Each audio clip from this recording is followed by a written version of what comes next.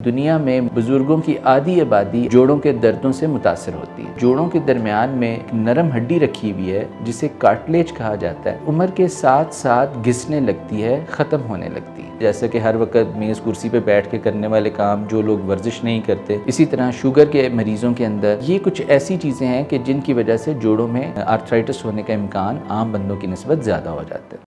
Urdu point کی videos دیکھنے کے لیے ہمارا چینل سبسکرائب کیجیے اور بیل کے آئیکن پر کلک کیجیے تاکہ آپ ہماری تمام آنے والی ویڈیوز سے باخبر رہ سکیں۔ بسم اللہ الرحمن الرحیم۔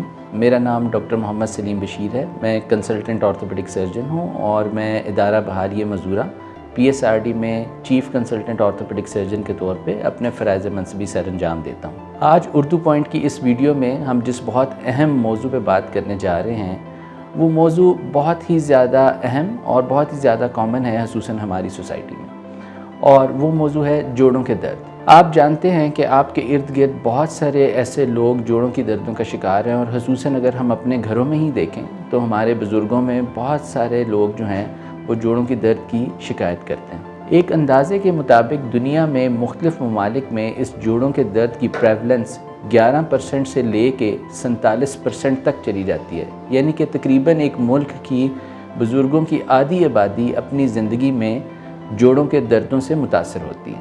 لہٰذا یہ ایک بہت بڑا ہیلتھ پرابلم ہے جس کے اوپر لوگوں کے اندر آگاہی پیدا کرنا بہت ہی ضروری عمل ہے۔ جوڑوں کے درد کے حوالے سے اگر ہم بات کریں تو جوڑوں کے دردوں کی بہت ساری اقسام ہیں۔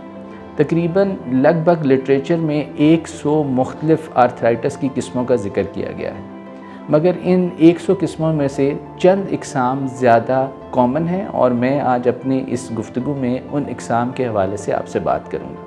میری آج اس گفتگو کے اندر ہم آرتھرائٹس کے بارے میں بات کریں گے کہ ہوتا کیا ہے، آرتھرائٹس کی قسمیں کیا ہیں، اور پھر ہم یہ بات کریں گے کہ اس سے بچاؤ ممکن ہے یا نہیں۔ تو سب سے پہلے ہم بات کرتے ہیں کہ آرتھرائٹس بنیادی طور پہ ہے کیا۔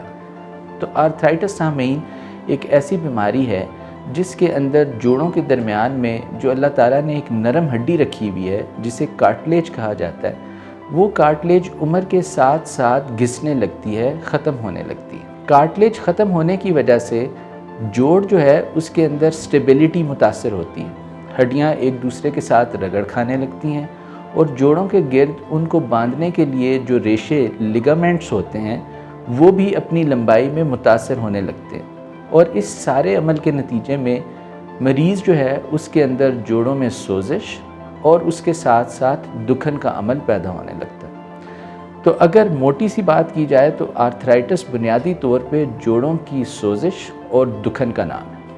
اگر ہم اس کی علامات کی بات کریں تو آرتھرائٹس کی اہم علامات میں یہی دو چیزیں سب سے زیادہ پائی جاتی ہیں کہ مریض جو ہے اس کو اپنے جوڑوں میں اکڑاؤ محسوس ہوتا ہے، اور اس کے ساتھ ساتھ اس کے جوڑ دکھنے لگتے ہیں۔ آرتھرائٹس کی اگر مختلف قسموں کے حوالے سے بات کی جائے تو آرتھرائٹس کی جو بہت کامن اقسام ہیں اس میں 3 قسموں کا زیادہ خصوصاً ذکر کرنا چاہوں گا۔ ایک آرتھرائٹس کی قسم ہے جسے آسٹیو آرتھرائٹس کہا جاتا ہے۔ آسٹیو آرتھرائٹس بنیادی طور پہ عمر کے ساتھ جوڑوں کی ٹوٹ پھوٹ کا نام ہے، جس میں جوڑ کے اندر نرم ہڈی آہستہ آہستہ ختم ہونے لگتی ہے۔ آرتھرائٹس کی جو دوسری کامن قسم ہے اسے ریومیٹائڈ آرتھرائٹس کہا جاتا ہے۔ ریومیٹائڈ آرتھرائٹس میں بنیادی طور پہ ہمارا اپنا خون ہمارے جوڑوں کو خراب کرنے لگتا ہے۔ آپ جانتے ہیں کہ ہمارے خون میں اللہ تعالیٰ نے ایک مدافعتی نظام رکھا ہے جو جراثیموں کے خلاف لڑتا ہے۔ بعض مریضوں کے اندر یہ مدافعتی نظام اپنے ہی جوڑوں کو اپنا دشمن یا جراثیم سمجھ لیتا ہے، اور ان کے اندر لبریکیشن کے لیے جو جھلی ہوتی ہے اس کو خراب کرنا شروع کر دیتا ہے، جس کے نتیجے میں جوڑ میں سوزش کا عمل پیدا ہونا شروع ہوتا ہے اور جوڑ آہستہ آہستہ اپنی زندگی کم کرتا جاتا ہے۔ آرتھرائٹس کی ایک تیسری قسم گاؤٹی آرتھرائٹس ہے۔ گاؤٹی آرتھرائٹس یورک ایسڈ بڑھنے کی وجہ سے ہوتا ہے۔ یورک ایسڈ بڑھنے کی وجہ سے یورک ایسڈ کے کرسٹلز جوڑوں کے اندر چپتے ہیں اور وہاں پہ سوزش پیدا کرتے ہیں، اور اس سوزش کے نتیجے میں جوڑ اپنی عمر کم کرنا شروع کر دیتا ہے۔ اسی طرح جوڑوں کے گرد اگر سرجری کی گئی ہو اور وہ سرجری ٹیکنیکلی اتنی اچھی یا ساؤنڈ نہ ہوئی ہو تو ایسی صورت میں بھی آرتھرائٹس کا مسائل پیدا ہو سکتے ہیں۔ تو یہ ہم نے بات کی جوڑوں کے درد کی مختلف اقسام کے حوالے سے۔ ہم اس میں آج فوکس کریں گے جو سب سے کامن آرتھرائٹس کی قسم ہے جو کہ آسٹیو آرتھرائٹس ہے، جسے بڑھاپے کی دردیں یا بڑھاپے کی جوڑوں کی دردیں بھی کہا جا سکتا ہے۔ ان دردوں کے حوالے سے اگر بات کریں تو سب سے پہلے بات یہ آتی ہے کہ اس کی وجہ کیا ہے، کیوں ہر شخص کے اندر یہ مسئلہ درپیش ہے۔ سامعین، اس میں سب سے بنیادی چیز یہ ہے کہ آرتھرائٹس کے اندر ایک بہت اسٹرانگ جینیٹک ٹینڈنسی پائی جاتی ہے۔ جینیٹک ٹینڈنسی پائی جانے کا مطلب یہ ہے کہ جس طرح شوگر یا بلڈ پریشر کے مریضوں میں اگر آپ کے والدین میں شوگر یا بلڈ پریشر کا مسئلہ ہو یا آپ کی فیملی میں یہ پرابلمس ہوں تو اولاد میں یہ مسائل آنے کا امکان کافی زیادہ ہوتا ہے۔ بالکل اسی طرح آرتھرائٹس میں بھی اگر بندے کے والدین یا اس کے آباء و اجداد میں جوڑوں کی دردوں کی شکایت ہو تو اس کے اندر بھی یہ مسئلہ آنے کا امکان بہت زیادہ ہوتا ہے۔ اور جینیٹک ریزن کے علاوہ پھر ہم اپنی زندگی کو کیسے گزارتے ہیں، ہم اپنے جوڑوں کو کیسے استعمال کرتے ہیں، مثلا سیڈنٹری لائف سٹائل، جیسے کہ ہر وقت میز کرسی پہ بیٹھ کے کرنے والے کام جو لوگ ورزش نہیں کرتے، اسی طرح شوگر کے مریضوں کے اندر یہ کچھ ایسی چیزیں ہیں کہ جن کی وجہ سے جوڑوں میں آرتھرائٹس ہونے کا امکان عام بندوں کی نسبت زیادہ ہو جاتا ہے۔ اب ہم اس کے علاج کی طرف آتے ہیں۔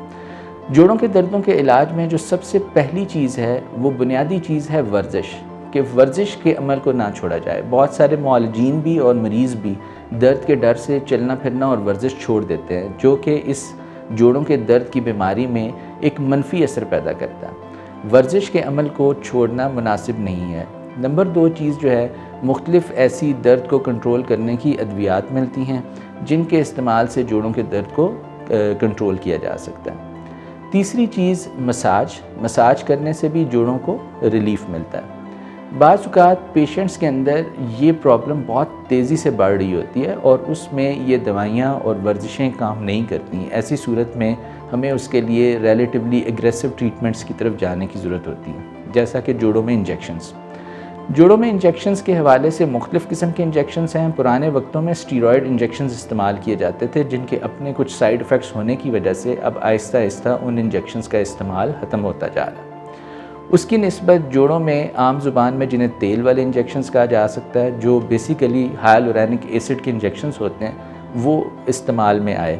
مگر اب اس سے بھی زیادہ بایولوجیکل ٹریٹمنٹس کی طرف دنیا کے اندر ایک ٹرینڈ پایا جاتا ہے، جس میں اسٹیم سیل تھیراپیز اور PRP یعنی کہ پلیٹلیٹ رچ پلازما انجیکشنز جو ہیں وہ استعمال کیے جا رہے ہیں۔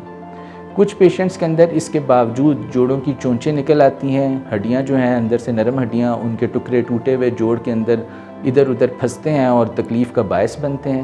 ان کے لیے آرتھروسکوپک سرجری ایک بہت اچھی آپشن ہے، جس کے اندر جوڑ کی ڈیبرائڈمنٹ کر دی جاتی ہے، یعنی کہ صفائی کر دی جاتی ہے۔ آرتھروسکوپک سرجری ایک بہت ہی خوبصورت سرجری ہے جس کے اندر بہت چھوٹے سے انسین سے کیمرہ جوڑ کے اندر ڈالا جاتا ہے اور جوڑ کی صفائی کر دی جاتی ہے۔ کوئی لمبا انسین یا چیرا نہیں دیا جاتا اور مریض اگلے ہی دن سے اپنے پیر کے اوپر دوبارہ چلنا شروع کر سکتا ہے۔